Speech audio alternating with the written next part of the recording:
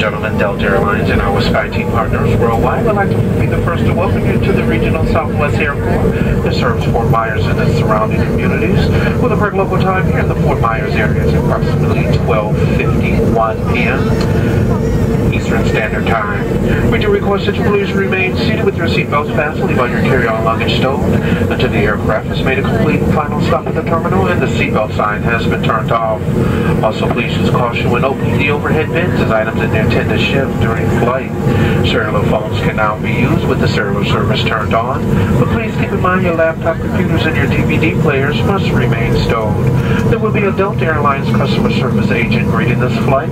If you have any questions concerning baggage claim, ground transportation, or even flight connection, please direct all of those questions to the uniformed Delta representative. For those passengers that requested wheelchair assistance here in Fort Myers, the wheelchairs will be out in the jet bridge waiting for you if you can make it up there. If not, we ask that you please remain seated and let all other passengers deplane the aircraft, and the wheelchair assisters will come down to assist you.